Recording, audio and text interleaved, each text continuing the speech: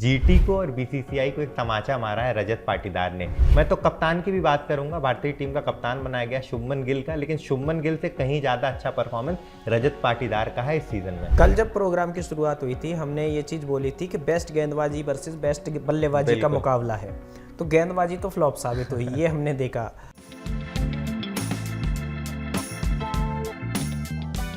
नमस्कार दोस्तों, मेरा नाम है शिवम और आप देख रहे हैं MH1 न्यूज़।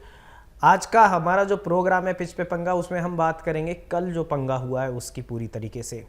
क्या कमाल की हिटिंग की है रजत पाटीदार ने और क्या कमाल का रिवेंज लिया है भुवनेश्वर कुमार ने, और कैसी रही जीटी की परफॉर्मेंस, इन सभी पहलुओं पे चर्चा करने के लिए मेरे साथ मेरे सहयोगी दिव्यांशु मौजूद हैं। धन्यवाद। दिव्यांशु, शुरुआत करते हैं कि जिस तरीके से टॉस जीत, पहली बात तो हमने जो प्रोग्राम में जो डिस्कशन किया था वो लगभग कहीं ना कहीं सही साबित हुआ। पूरी जो चीज़ें कही थी कि अगर 220 से ज़्यादा रन बन गए जीटी बिखर जाएगी, वो भी चीज़ सही हुई। फिर भी मैं आपसे चाहूँगा कि आप वो पूरा एनालिसिस कल वाला बताएं कि जो हमने बताया था वो इतने 100% तो नहीं कह सकते, लेकिन बहुत ज़्यादा एक्यूरेट रहा। बिल्कुल, जैसा कि कल हमने बताया था कि 220 का आंकड़ा अगर पार करती आरसीबी तो कहीं ना कहीं बैकफुट पे आ जाएगी जीटी, और जीटी कल कहीं ना कहीं 200 भी नहीं पहुंच पाई। आंकड़ा तो बहुत बड़ा बना दिया था, 254 जैसा पहाड़ खड़ा कर दिया था आरसीबी ने, लेकिन जीटी 200 का भी आंकड़ा नहीं टच कर पाई जिस तरीके से हमने कल बताया था। साथ ही साथ हमने ये भी बताया था कि जो 1, 2, 3 है, जॉस बटलर, साई सुदर्शन, शुभमन गिल, ये 3 बल्लेबाज अगर नहीं चलते हैं किसी भी हालत में, क्योंकि मिडिल ऑर्डर उतना अच्छा है नहीं, लोअर ऑर्डर कुछ है नहीं, तो जीटी कहीं ना कहीं मैच नहीं जीतेगी। और कल यही हुआ। टॉप ऑर्डर में 8-7 बॉल खेल के 2 रन बनाए कप्तान ने, और शुभमन गिल की बात कर रहे हैं, साथ ही साथ साई सुदर्शन का भी बल्ला नहीं चला, जॉस बटलर का भी नहीं चला, तो कहीं ना कहीं इन तीनों खिलाड़ियों के नहीं चलने की वजह से टीम हारी। और कल ही हमने ये बता दिया था, साथ ही साथ आपने कल ये भी बताया था कि राशिद खान कल उनकी पिटाई होगी, क्योंकि जिस तरीके से विराट कोहली हो, रजत पाटीदार हो, वो जिस तरीके से बल्लेबाजी करते हैं उनको ऑफ स्पिनर की तरह नहीं देखते, जिस तरीके से उनके आगे लेग स्पिनर की तरह नहीं देखते हैं, ऑफ स्पिनर की तरह देख के उनको आक्रामक बल्लेबाजी करते हैं। वही हुआ कल, उनकी बहुत सारी पिटाई हुई, 1 ओवर में 3 छक्के आए, तो कहीं ना कहीं कल का जो हमारा एनालिसिस था, प्रेडिक्शन था, कहीं ना कहीं सही साबित हुआ। बिल्कुल बिल्कुल। दूसरी चीज क्या है कि जिस तरीके की हिटिंग की रजत पाटीदार ने, बिल्कुल उसको देखते हुए वो ऐसा और क्या आसमान से तारा तोड़ के ला सकते हैं इंडियन टीम में सेलेक्ट करने के लिए। बिल्कुल, कहीं ना कहीं ये सिर्फ एक रन नहीं था, एक जीत नहीं थी आरसीबी के लिए। जीटी को और बीसीसीआई को एक तमाचा मारा है रजत पाटीदार ने, क्योंकि जीटी के खेवे के 6 खिलाड़ी, साई सुदर्शन जो कल फ्लॉप रहे, पहले भी बहुत अच्छा सीजन उनका परफॉर्मेंस नहीं रहा, और ओडीआई में वैसे भी उनका परफॉर्मेंस अच्छा नहीं रहा। वॉशिंगटन सुंदर एकदम अच्छा परफॉर्म नहीं कर रहे हैं, कल 8 गेंद में 8 रन बनाए, आउट हो गए जब उनकी जरूरत थी। दोनों ही खिलाड़ियों को टीम में सेलेक्ट किया गया भारतीय टीम के स्क्वाड में, लेकिन रजत पाटीदार जो इस सीजन, पिछले सीजन लगातार कंसिस्टेंट रहे हैं, पिछले साल एज एन कैप्टन टीम को ट्रॉफी दिलाई, कल 93 रन की शानदार पारी खेली और लगभग 283 के स्ट्राइक रेट से, जिसमें 9 छक्के 5 चौके, जिस स्ट्राइक रेट से बल्लेबाजी सिर्फ एक सिंगल डॉट बॉल, सिर्फ एक सिंगल डॉट बॉल, तो जिस तरीके से बल्लेबाजी कर रहे थे, अब सही कह रहे हैं, पता नहीं क्या उनको और करना होगा कि भारतीय टीम में जगह बने,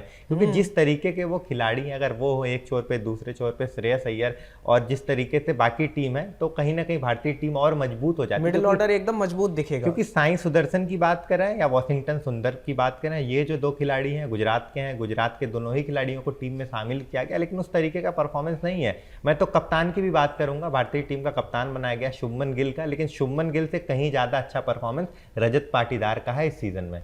और यशस्वी जायसवाल का लास्ट मैच में 100 है, बिल्कुल उनको भी सेलेक्ट नहीं किया गया, तो मतलब आप ठीक है, वो थोड़ा सा लाइमलाइट से दूर हो जाते हैं, ज़्यादा फोकस उनके पार्टनर पे, वैभव पे रहता है, लेकिन उनकी क्या गलती है? बिल्कुल उनकी भी कोई गलती नहीं है। लास्ट सीजन भी पूरे अगर आईपीएल की बात करें 2025 सीजन में 400 से ज़्यादा रन थे, इस सीजन भी 400 से ज़्यादा रन है, कंसिस्टेंट है, लेकिन चलो आप उसे T20 मौका नहीं देते हो, आप अभिषेक शर्मा और भी ऑप्शंस की तरफ जाते हो, ओडीआई टेस्ट में तो भाई उसकी जगह बनती है ना। बिल्कुल, साई सुदर्शन से कहीं ज्यादा वो डिजर्विंग है, उनकी जगह बनती है, और अच्छा किया भी है जब उनको मौका मिला है।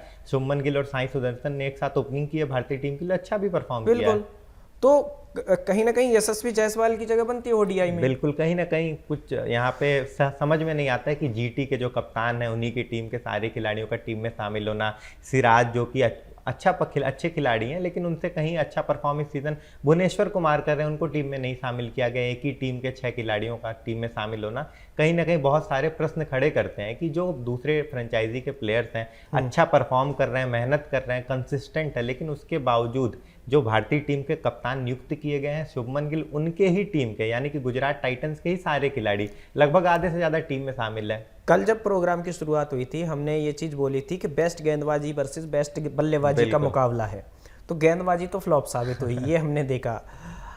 इसको कैसे देखते हैं पूरे के पूरे मैचअप को कि कल आरसीबी मुझे नहीं लगता इससे बेहतर कुछ कर सकती थी। बिल्कुल, आरसीबी बहुत अच्छा कल परफॉर्म किया और जिस तरीके से शॉट खेला रबाडा के आगे 148 की वो गेंद थी और जिस तरीके से वो मैच था वो अद्भुत शॉट था। जो कवर के ऊपर रजत पाटीदार ने जो मारा एकदम हाइट एक्सटेंड करते हुए, बिल्कुल विराट कोहली खड़े होके क्या सरप्राइज हुए वो शॉट देख के। बिल्कुल अलग ही रूप नजर आ रहा था रजत पाटीदार का। उन्होंने दिखाया कि कैप्टनसी पारी किस तरीके से खेली जाती है। दूसरी ओर अगर शुभमन गिल की बात करें 7 बॉल में 2 रन बनाते हैं जहां पे आपकी टीम की बहुत ज्यादा जरूरत थी, आपको जहां परफॉर्म करना चाहिए था। और कल हम यही चर्चा कर रहे थे, वो भुवनेश्वर की गेंद पे आउट हुए, हमने यही चर्चा कर रहे थे कि भुवनेश्वर का जो ओवर है 4 ओवर वहां पे आपको संभल के खेलना होगा। अगर वहां पे आप एग्रेसिव रुख अपनाएंगे या बहुत डिफेंसिव भी खेलने की सोचेंगे तो विकेट जाएगा। एक रील बाद में आती है ना, मैं पूरी तरह तो उसकी पुष्टि नहीं करता, मैंने वो रील देखी और मुझे उसमें एआई जनरेटेड कंटेंट या कट नहीं लगा। जब आरसीबी ने भुवनेश्वर कुमार पे 11.25 करोड़ इन्वेस्ट किए थे जब उन्हें खरीदा था ऑक्शन में, तो ऐसा कहीं ना कहीं एनिमेटेड नजर आए आशीष नेहरा और पूरा उनका खेमा कि किस आदमी को खरीद रहे हैं 10 करोड़ में, बिल्कुल है ना। और कल भुवनेश्वर कुमार ने बताया कि वो क्यों भुवनेश्वर कुमार है और पर्पल कैप होल्डर है और पूरी जीटी के पास उनकी बॉलिंग का जवाब नहीं था और साथ में हेजलवुड भी कमाल की गेंदबाजी कर रहे थे। जिस तरीके से जैकब डफी, हेजलवुड और भुवनेश्वर ने कल गेंदबाजी की मतलब नसमस्तक कर दिया, बैक टू बैक विकेट गिरा और इससे शर्मनाक हार हो नहीं सकती है जीटी के लिए। एंड में अगर देखा जाए तो कई बार ना ऐसी उम्मीदें करते हैं लोग कि 6 नंबर का या 8 नंबर का बल्लेबाज आएगा और वो आते ही छक्के मारने लगेगा। कहीं ना कहीं कल आते हैं राहुल, है ना, और राहुल उस स्कोर को जो 70-80 पर टीम निपट सकती कहीं ना कहीं लड़ाई कर रहे थे। उसके अलावा कोई लड़ते हुए भी नहीं दिखा और उन्हीं को कम चांस मिले हैं इस बार। हाँ सही कह रहे हैं, उनको उतना चांस भी नहीं मिला, टीम में शामिल हुए, कभी इम्पैक्ट में रहे, आए गए। कल भी इम्पैक्ट में बिल्कुल आपने भारतीय टीम में कप्तान शुभमन गिल का कहीं ना कहीं योगदान रहा होगा। उन्होंने सुंदर को टीम में शामिल किया, कहाँ गया उनका परफॉर्मेंस? लोअर ऑर्डर में आते हैं, आपकी जिम्मेदारी थी कि कम से कम नॉट आउट रहते, नाबाद रहते, टीम को लड़ाई करते। वो बंदा है जिसने कई लोगों का करियर खाया है, उसमें एक शेल्डन कॉटरेल भी है, बिल्कुल, है ना। उन्होंने 5 छक्के बैक टू बैक मारे हैं। आप अगर ऐसे बल्लेबाज को और ऐसे बॉलर को टीम में नहीं रखना चाहते हो तो आप कैसे ऑलराउंडर को रखोगे, है ना। तेवतिया का तो कहीं नाम भी नहीं आता कभी स्क्वाड में। हाँ नाम नहीं आता है, वॉशिंगटन कहीं ना कहीं नाम रहता है। मैं ये नहीं समझ पाता हूँ कि गुजरात ने जो है वॉशिंगटन सुंदर को एज एन ऑलराउंडर टीम में रखती है। कल का मैच देख लें, उससे पहले का मैच देख लें, एक भी ओवर वॉशिंगटन सुंदर से नहीं कराती है। हाँ, और भारतीय टीम में भी यही देखा गया कि 1 ओवर कराते हैं, 2 ओवर कराते हैं, कोशिश यही करते हैं कि वॉशिंगटन सुंदर को बहुत ज़्यादा नहीं। एक मैं आपकी बात को काटना चाहूँगा, यहाँ पे प्रॉब्लम क्या है, एक ये परसेप्शन बना दिया है कि रजत पाटीदार स्पिनर को बहुत अच्छा मारते हैं। कल उन्होंने फास्टर को अच्छा मारा और बहुत तगड़ा मारा, जिस तरीके से रबाडा को मारा। उन्होंने 300 के स्ट्राइक रेट से मारा, रबाडा को बैक टू बैक छक्के मार रहे हैं वो। तो ये तो एक खिलाड़ी की एबिलिटी को, फिर तो ऐसे तो स्पिनर होना ही नहीं चाहिए ग्राउंड पे। गलत कह रहा हूं मैं? फिर स्पिनर का क्या वजूद है? जब आपको ये पता चल गया, सहवाग के लिए कितनी बार बोला जाता था कि वो स्पिनर को स्पिनर नहीं समझते, इसका मतलब ये थोड़ी कप्तान सहवाग के सामने स्पिनर नहीं लगाएगा। मतलब ये किस तरीके की मेंटेलिटी, ये तो बहुत ज्यादा डिफेंसिव मेंटेलिटी हो गई, है ना। तो और ये शुभमन गिल में दिख रहा है कि भाई मैं एकदम डिफेंसिव हूँ। भाई रजत पाटीदार को हमने थ्रू आउट दोनों टूर्नामेंट देखा है। देखो आप रजत पाटीदार को कितना ही, वो बंदा उतनी लाइमलाइट में नहीं रहता, मीडिया में नहीं रहता, स्टेटमेंट्स नहीं देता, आता है चुपचाप अपना काम करता है, अपनी टीम को पिछली बार कप दिलाता है, इस बार लेके जाता है। 69 साल बाद रणजी ट्रॉफी मध्य प्रदेश जीता है, मुंबई 41 बार जीत चुकी थी उनसे। ये सारी चीज़ें होती हैं, उसके बावजूद भी उसको जो आउटरीच मिलना चाहिए वो नहीं मिलता है। शुभमन गिल को वही बहुत ज़्यादा मिला हुआ है। मैं ये नहीं कह रहा हूँ कि वो ख़राब प्लेयर है या कैसा है। ये जो भारतीय क्रिकेट का थोड़ा बायस्ड कहें या अनबायस्ड जो भी तरीका है, इसको किस तरीके से देखते हैं आप? कहीं ना कहीं ये गलत है, क्योंकि जो भी खिलाड़ी अच्छा परफॉर्म कर रहा है, बेशक वो खुल के कह नहीं सकता, लेकिन अंदर से कष्ट होता है कि भाई मैं अच्छा परफॉर्म कर रहा हूं। मैं एक नाम और ऐड कर देता हूँ यहाँ, शुभमन गिल एंड सूर्य कुमार यादव। हाँ, इनका परफॉर्मेंस देख लीजिए, एक तरफ रजत पाटीदार का बिल्कुल, देखिए, अगर और वो कप्तान है टीम के, ऐसा नहीं है कि वो ऐसा नहीं है वो कि सिर्फ प्लेयर बन के खेल रहे हैं, है ना, वो कप्तान है। तो इनका कंपैरिजन सूर्य कुमार यादव, शुभमन गिल और एक तरफ रजत पाटीदार, किस तरीके से देखते हैं आप? बिल्कुल, अगर सूर्य कुमार यादव की बात करें और हम शुभमन गिल की बात करें, दोनों का ही परफॉर्मेंस जोड़ दें तो उनसे कई ज़्यादा बेहतरीन परफॉर्मेंस उनके जैसी हिटिंग एबिलिटी है, बिल्कुल, ना उनके तरह हिटिंग एबिलिटी है, ना उनके तरह स्ट्राइक रेट है। स्ट्राइक रेट बहुत खराब है। अगर शुभमन गिल का करियर देखें, एक दो मैच में स्ट्राइक रेट अच्छा रहा था, लेकिन 135-40 का है। बेकार स्ट्राइक रेट से वो बल्लेबाजी करते हैं। तो कहीं ना कहीं ना तो आपकी स्ट्राइक रेट अच्छी है, ना तो आपकी रणनीति अच्छी है। रणनीति भी हमने देख ली सीजन एक चीज और मैं आपको, चलो अब लगे हाथ बता ही देता हूँ, साई सुदर्शन, शुभमन गिल, है ना, सूर्य कुमार यादव ज्यादातर ऊपर बैटिंग करते हैं। बिल्कुल, जब रजत पाटीदार आते हैं ना तो उस समय पावर प्ले खत्म हो चुका होता है। बिल्कुल, और और टीम जो है तब आके वो मतलब 42-45 छक्के मार चुके हैं। हाँ, क्योंकि जब रजत पाटीदार की बैटिंग आती है तो टीम की परिस्थिति ये होती है, या तो टीम जीतने वाली है या तो बहुत बुरी स्थिति है, टीम को बहुत ज्यादा स्कोर बनाना और कहीं ना कहीं बहुत संयम से बल्लेबाजी करनी है। तो 15 ओवर में 150 रन थे, 140 ओवर में 142 रन थे,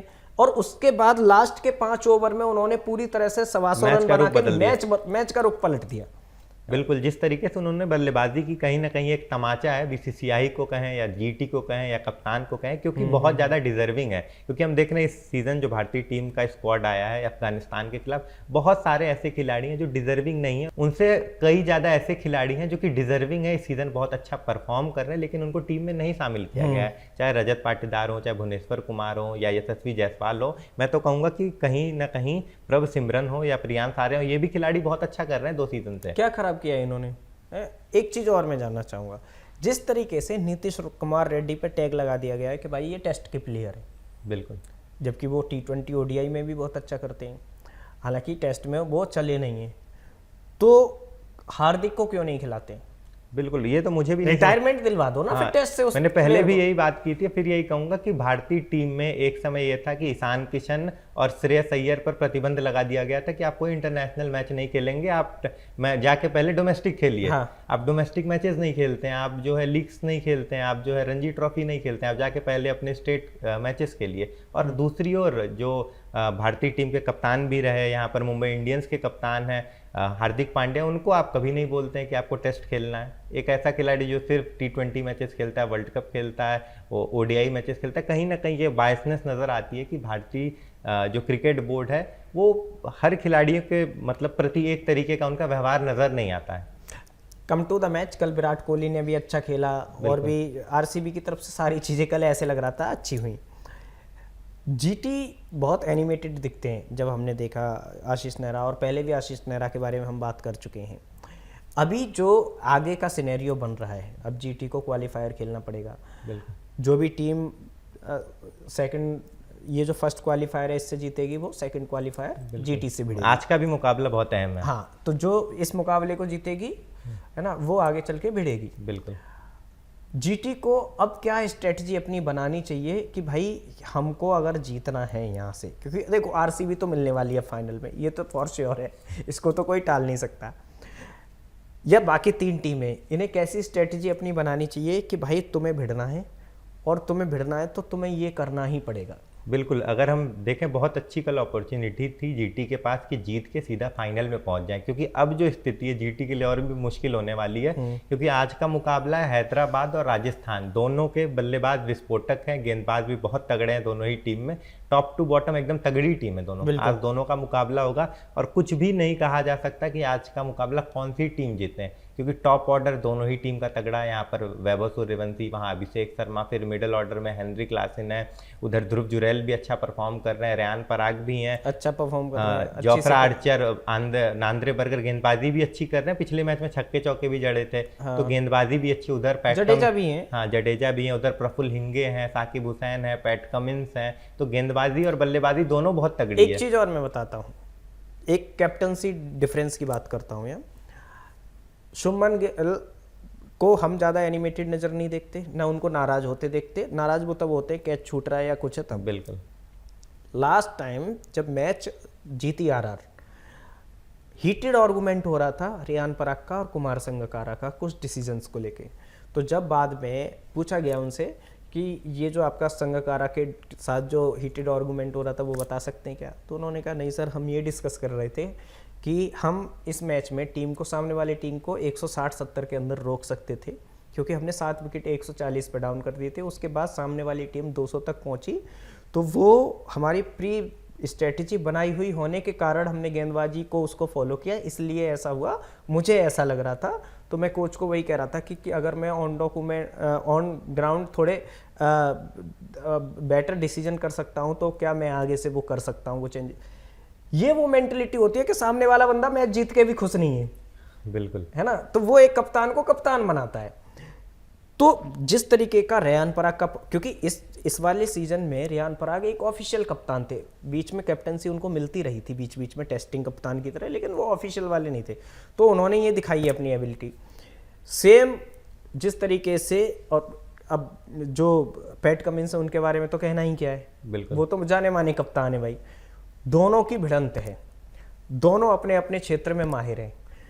इन दोनों में से एक टीम तो ऊपर जाएगी, ये तो डेफिनेट है। हो सकता है उसमें हैदराबाद ही हो, बिल्कुल, या हो सकता है राजस्थान या जो भी राजस्थान जाएगी वो जो भी जीटी जाएगी, को खाएगी, वो जीटी को खा सकती है, ये फॉर श्योर है। क्योंकि जीटी के अंदर उतनी आक्रामक बल्लेबाजी है नहीं। 3 बल्लेबाज हैं, उन्हीं पे पूरी टीम निर्भर है, और वो उतना आक्रामक अंदाज से बल्लेबाजी कर नहीं रहे इस सीजन में। और जिस तरीके से गेंदबाज है, आरआर जाती है तो नांद्रे बर्गर और जोफ्रा आर्चर और यश पुंजा, एक से बढ़कर एक गेंदबाज है। अगर हैदराबाद जाती है तो पैट कमिंस परेशान कर तो देंगे। जीटी ऐसा क्या करे कि जीते? जीटी को अपना जो बल्लेबाज है 1 2 3 पहले तो उनको आउट नहीं होना पड़ेगा, और दूसरी चीज करनी होगी स्ट्राइक रेट बढ़ाना होगा। तो मुझे लग रहा है इस बार इतिहास दोहराया जाएगा, जो हम कल चर्चा कर रहे थे कि हैदराबाद या राजस्थान इस बार दूसरी ऐसी टीम बनेगी जो फाइनल में जाएगी, जो कि डायरेक्ट नहीं आ रही है। तीसरे या चौथे नंबर वाली हाँ, टीम। तीसरे या चौथे नंबर वाली टीम है, हो सकता है जीत भी जाए, हो भी लेकिन सकता है। फाइनल में तो पहुंच जाएगी, क्योंकि जीटी के लिए बहुत मुश्किल क्योंकि है। दोनों टीमों ने आरसीबी को हराया है ना।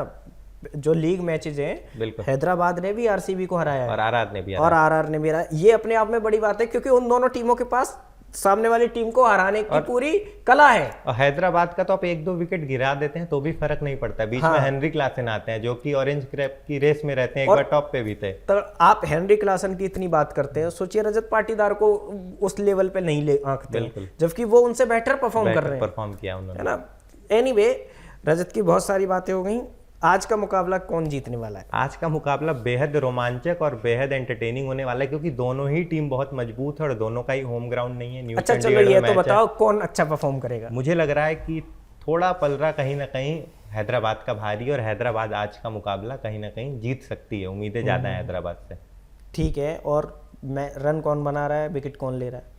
अगर रन की बात करें तो मुझे लग रहा है कि आज भी हेनरी क्लासन का बल्ला चलेगा, और गेंदबाजी की बात करें तो पैट कमिंस विकेट निकालेंगे, और दूसरी टीम की बात करें तो वैभव सूर्यवंशी हर बार उन पे ही नजर रहती है, उम्मीद रहती है कि वो आते हैं आज अच्छी शुरुआत दें, गिल का रिकॉर्ड तोड़ दें आज ही, तो मजा आ जाए। गिल का रिकॉर्ड तोड़ दें 6 छक्के मार के, और साथ ही साथ गेंदबाजी में जोफ्रा आर्चर जिस तरीके की उनके 53 छक्के, क्रिस गेल के 59 है, 7 छक्के मार रहे हैं, उन्हें ये रिकॉर्ड तोड़, और एक मैच में भी मार सकते हैं वो 50 के अंदर 7 छक्के मार सकते हैं, और कल 9 छक्के तो रजत पाटीदार ने मार दिया, तो इनके लिए भी कोई बड़ी बात 50-60 रन भी अगर वैभव बनाएंगे तो इतने छक्के तो मार सकते आ हैं, जाएंगे आराम से। तो हो सकता है कि रिकॉर्ड टूटते हुए दिखें, और बाकी जो भी अपडेट्स आएंगे हम वो देते रहेंगे अपने सोशल मीडिया पे। आपको कुछ कहना हो तो कंक्लूड कर दीजिए। बिल्कुल, आपकी जो राय है, आपको जो लगे कौन सी टीम फाइनल में जाएगी। हमें ये लग रहा है कि मुझे पर्सनली ये लग रहा है कि आरसीबी के सामने कहीं ना कहीं हैदराबाद फाइनल खेलेगी। बाकी आपको भी जो लगे कमेंट बॉक्स में बताइए। बिल्कुल, मुझे भी ऐसा ही लग रहा है। मैं दिव्यांशु के साथ जानना चाहूँगा कि हैदराबाद और आरसीबी का फाइनल होने वाला है। बाकी आपकी जो राय है कमेंट सेक्शन में जरूर बताइए। इस वीडियो में फिलहाल इतना ही। देखते रहिए पिच पे पंगा। बहुत बहुत धन्यवाद।